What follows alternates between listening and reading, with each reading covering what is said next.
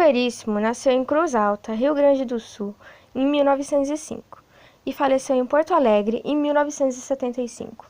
Na juventude, foi bancário e sócio de uma farmácia. Em 1931, casou-se com Mafalda Alfém, com quem teve os filhos Clarissa e Luiz Fernando. Sua estreia literária foi na revista do Globo, com o conto Ladrões de Gado. A partir de 1930, já era radicado em Porto Alegre. Tornou-se redator da revista. Depois, foi secretário do departamento editorial da Livraria do Globo e também conselheiro editorial, até o fim da vida. A década de 30 marca a ascensão literária do escritor. Em 1932, ele publica o primeiro livro de contos, Fantoches, e em 1933, o primeiro romance, Clarissa, inaugurando um grupo de personagens que acompanharia boa parte de sua obra. Em 1938, tem seu primeiro grande sucesso, Olhai os Lírios do Campo. O livro marca o reconhecimento de Érico no país inteiro e, em seguida, internacionalmente, com a edição de seus romances em vários países. Em 1941, faz uma viagem de 3 meses aos Estados Unidos, a convite do Departamento de Estado norte-americano. Em 1943, dá aulas na Universidade de Berkeley. Volta ao Brasil em 1945, no fim da Segunda Guerra Mundial e do Estado Novo. Em 1953, vai mais uma vez aos Estados Unidos, como diretor do Departamento de Assuntos Culturais da União Pan-Americana, Secretaria da Organização dos Estados Americanos. Em 1947, Érico Veríssimo começa a escrever a trilogia O Tempo e o Vento, cuja publicação só termina em 1962. Recebe vários prêmios, como o Jabuti e o Pen Club. Em plena ditadura, lança Incidente em Antares, 1971, crítica ao regime militar. Em 1973, sai o primeiro volume de Solo de Clarineta, seu livro de memórias. Morre em 1975, quando terminava o segundo volume, publicado póstumamente.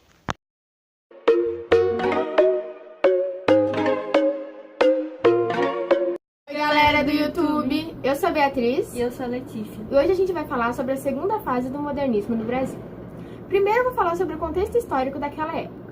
Então, a segunda fase do modernismo no Brasil surgiu num contexto muito conturbado.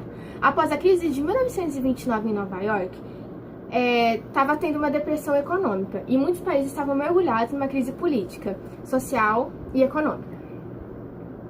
Isso fez surgir diversos governos totalitários e ditatoriais na Europa. E isso levou ao início da Segunda Guerra Mundial, que foi de 1939 a 1945.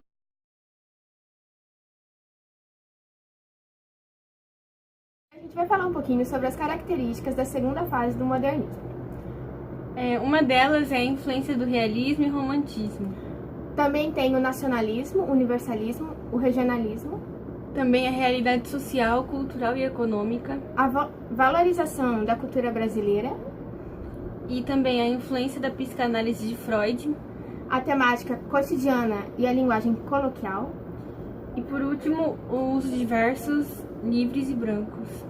Na segunda fase, o grande foco da prosa de ficção foram os romances regionalistas e urbanos. Tanto é que o livro que a gente vai falar hoje é um romance urbano, que é Caminhos Cruzados. Preocupados com os problemas sociais, a prosa dessa fase se aproximou da linguagem coloquial e regional. Assim, ela mostrou a realidade de diversos locais do país, ora do campo, ora da cidade. E agora eu vou falar sobre as principais obras de Érico Veríssimo. Uma delas é Fantoches, que foi publicada em 1932. A outra é A Música ao Longe, que foi publicada em 1935, Um Lugar ao Sol, que foi publicada em 1936, A Saga, que foi publicada em 1940, O Resto é Silêncio, que foi publicada em 1943, A Volta do Gato Preto, que é uma narrativa de viagem, que foi publicada em 1946, A Noite, que foi publicada em 1954, O Senhor Embaixador, de 1965, Israel em Abril, que é uma narrativa de viagem, de 1969, Um Incidente em Antares, de 1971, e Um Certo Henrique Bertazzo, que é uma biografia de 1972. E sobre a obra em específico, que é O Tempo e o Vento, tem várias partes, que a parte 1 que é o Continente, né, que são 2 volumes, de 1949, a parte 2, que é o Retrato, que são 2 volumes também, de 1951, e a última parte, que é a parte 3, que é o Arquipélago, que são 3 volumes, de 1961 a 1962. Vai falar um pouquinho sobre uma das obras de Érico Veríssimo, Caminhos Cruzados, publicada em 1935, na qual ele faz diversas críticas, principalmente sobre a desigualdade social presente na sociedade daquela época, quanto também dos falsos moralistas que existiam. Um exemplo disso vai ser uma mulher que vai fazer diversas caridades, mas na verdade ela vai fazer essas caridades com o intuito já de obter algum prestígio. E o ápice dela vai ser quando ela vai parar em um jornal por essas caridades, né, que na verdade não eram tão caridades assim. E também vai ter um marido que era visto como um ótimo marido pela sociedade, um ótimo trabalhador, mas na verdade ele traía a esposa dele e demitia muitos trabalhadores bons somente para contratar protegidos. Esse livro foi publicado em 1935, como já havíamos dito, e Caminhos Cruzados é um romance urbano e de aguda observação social. É bem relevante nesse livro as observações que Érico Veríssimo fazia da sociedade em que ele vivia.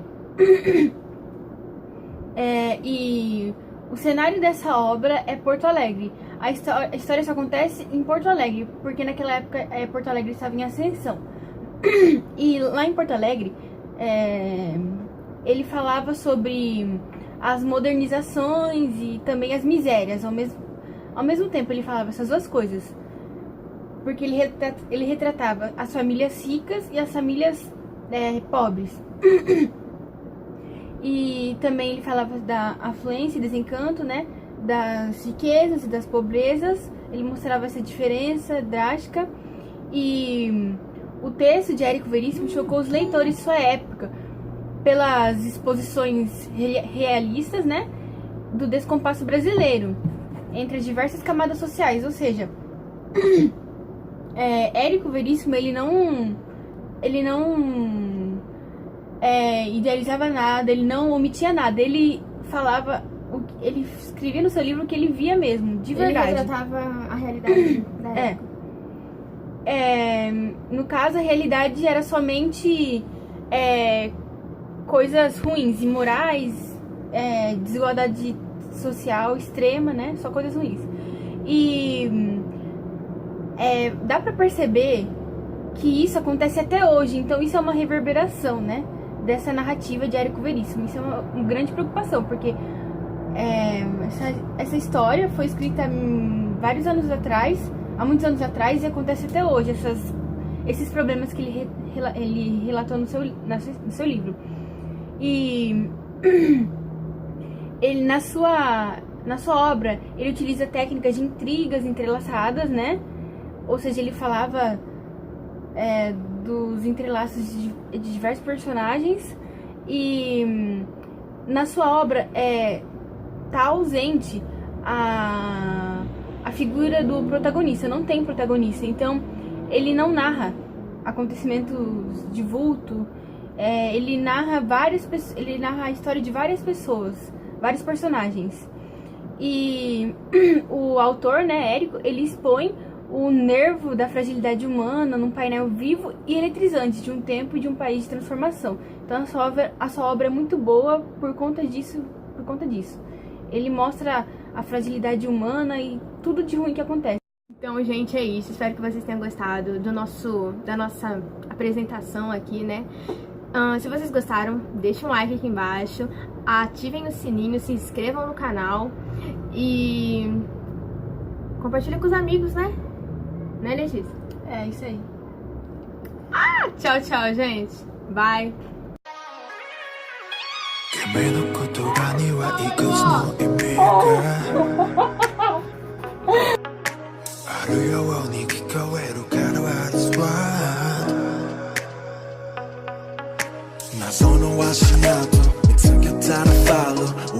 배로 막 shadows. 히카리는 후라가 와리 so much I want.